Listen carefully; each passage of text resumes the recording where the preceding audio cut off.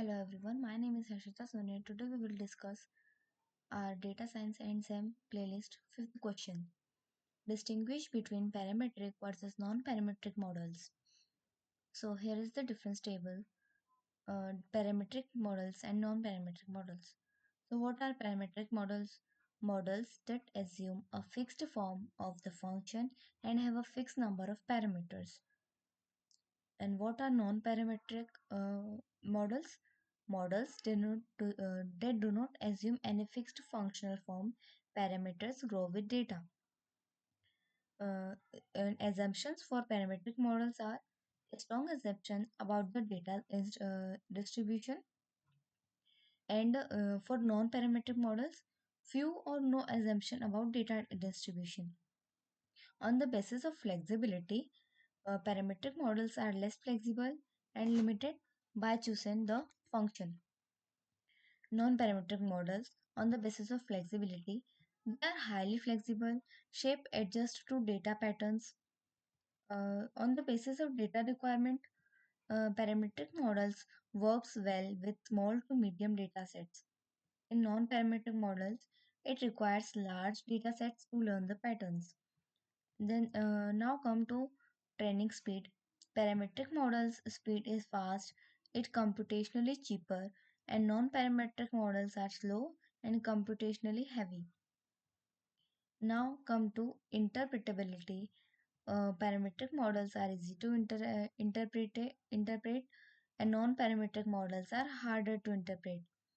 Now the examples of parametric models are linear regression, logistic regression, naive Bayes.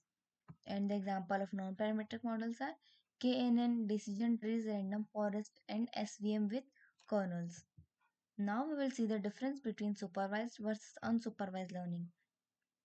On the basis of definition, learning with labeled data is called supervised learning, and learning with the unlabeled data is called unsupervised learning.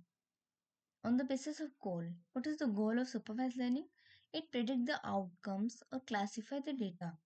But what is the goal of unsupervised learning? It is detect the patterns, structure or groups. The output type of unsupervised learning is numerical prediction most of the time, or the class labels. But in unsupervised learning, it forms clusters, patterns in associations.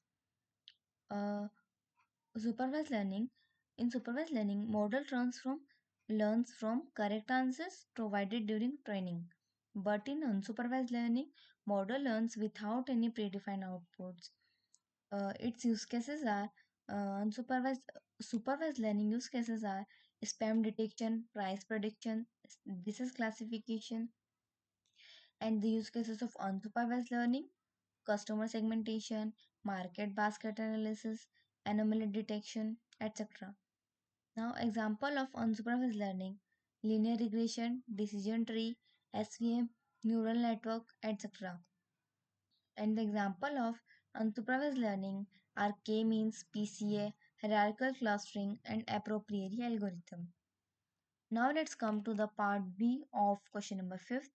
With reference to text mining, describe accuracy, precision, recall, F1 score, illustrate their computation using a confusion matrix.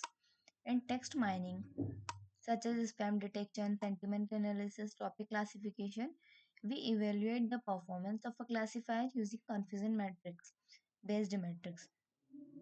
Now let's come to confusion matrix. Let's assume that we have a test classifier that predicts whether a message is a spam or not spam. A sample confusion matrix is here. Actual positive, total prediction positive. Total positives are 40, false negative are 10, false positive are 5, and true negative are 45. True positive 40, false negative 10, false positive 5, total negative 45. So our total samples are 100. Now, accuracy. Accuracy is the percentage of total correct predictions. It's called accuracy. Its formula is true positive, true negative upon all the samples, sum of all. Using our numbers, we are finding the accuracy. Our accuracy is 0.85. Interpretation is the model is 85% accurate. meaning it predicts correctly most of the time. Precision. Definition. Out of all items predicted as positive, how many were actually positive? How accurate is the spam label? Its formula is true positive upon true positive plus false positive. Using our numbers, our precision is 0.89. Its interpretation is almost 89% of messages marked as a spam were actually spam. Recall. Out of all actual positive cases, how many did the model correctly detected? How many spam messages it successfully caught? Its formula is true positive upon true positive plus false negative. Our recall calculated is 0.80. Its interpretation is the model detects 80% of the actual spam messages. Now come to F1 score. The harmonic mean of precision and recall is called F1 score. It is used when we need a balance between the both. Its formula is 2 into precision into recall upon precision plus recall. Using our numbers, we have calculated our F1 score, that is 0.842.